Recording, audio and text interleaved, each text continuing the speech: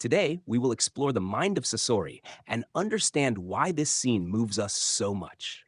I'm Oliver with a background in psychology, and here on the channel, I offer a psychological analysis of an anime character every week. If you enjoy this content, subscribe, as it is crucial for the channel's continuation. Sasori is often described as a character with psychopathic traits. To truly understand him, we need to analyze the entire social context. We will examine two different Sasoris, the Sasori as a child, up to adolescence, and then the Sasori the puppet master. You can see the complexity of his situation, as there are two distinct organic conditions. The child Sasori loses his parents at a very young age, and Chiyo does not directly tell him that his parents have died. Sasori is left waiting constantly, and Chiyo, who has suffered a lot because her own child died, does not know how to handle the situation. She maintains a distance from Sasori. As she herself admitted, she made many excuses to avoid talking to him, which is why she feels so responsible for what he became. Thus, Sasori, very young, goes through a redefinition of his life.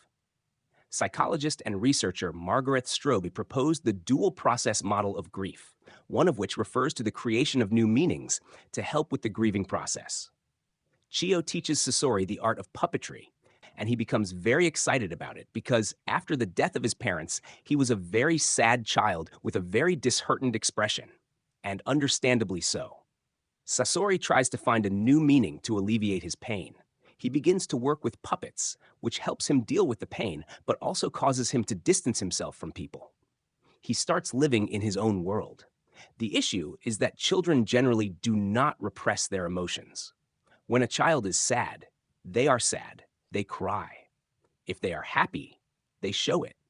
As adults, we tend to repress these emotions, and the same applies to grief. However, Sasori, even as a child, represses his emotions significantly. He spends his entire day manipulating puppets.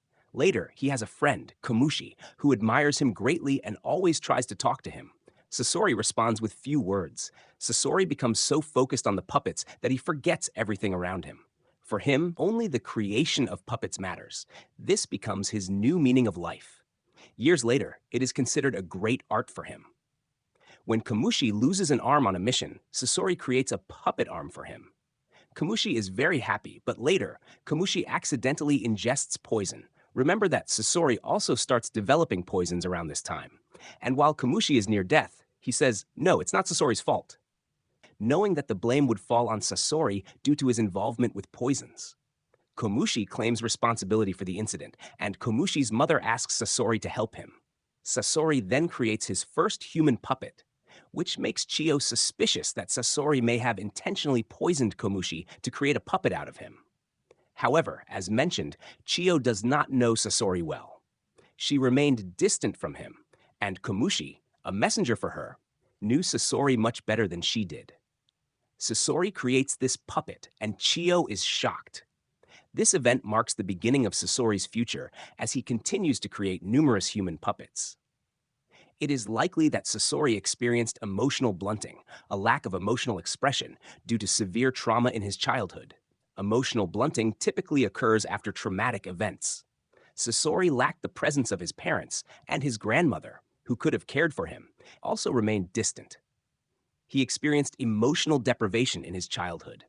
Emotional deprivation can cause losses in the child's identifying references. Sasori had no reference figure, no parents, no role model, no values or concepts to follow, leading to internal and external conflicts. Sasori becomes indifferent to human life and starts creating more human puppets, the most notable being the Kazakage puppet, the third Kazakage, who was probably the strongest shinobi of the sand, known for his iron sand. Later, Sasori himself transforms into a human puppet. The big question is, why did he do this? Was it for art? To become a stronger shinobi?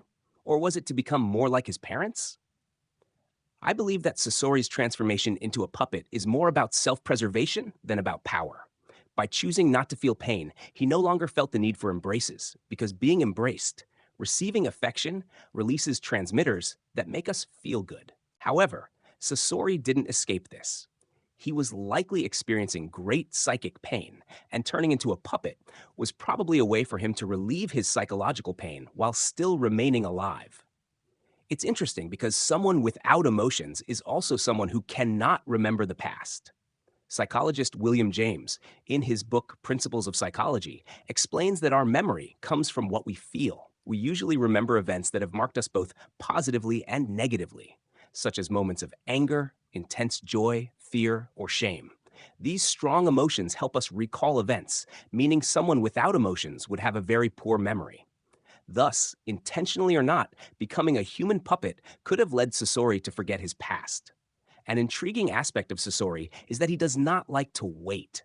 He waited for his parents to return, but they never did, and he dislikes leaving others waiting. However, it appears that Sasori still had emotions, as he did not exhibit anhedonia, which is characterized by a total absence of motivation. Sasori had a huge motivation related to his art. As Sasori himself mentioned, he couldn't fully become a human puppet because he had that container that kept him human. Therefore, it's reasonable to say that Sasori didn't mature after becoming a puppet. He didn't go through all the development stages.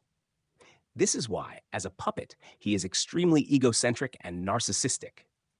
That's why we see two Sasoris, the human Sasori and the machine, puppet Sasori. The final scene where he allows his parents' puppets to kill him may indicate that he still held onto a fragment of his humanity, showing that he could no longer endure. It's likely that during the fight against Chiyo, seeing her triggered his memories again, making him recall his parents and the trauma from his childhood. When he comes back to life through Edo Tensei, no longer a puppet, he shows a more emotional side. He feels happy to know that Kankuro will carry his parents and himself through eternity, and the smile he shows before dying reflects his feelings, as if he returned to the time when he was a child, someone who just wanted a family. If Sasori had received this support in his childhood, if someone had been there to work through these emotions with him, to help him cope with everything, he would surely have become the current Kazekage of the sand. Perhaps Gaara wouldn't have been the Kazekage. There should have been efforts to help him manage his emotions, not eliminate them. Emotions make us human. The scene where we see Sasori embraced by the parent and mother puppets is extremely delicate, evoking a profound emotion in us.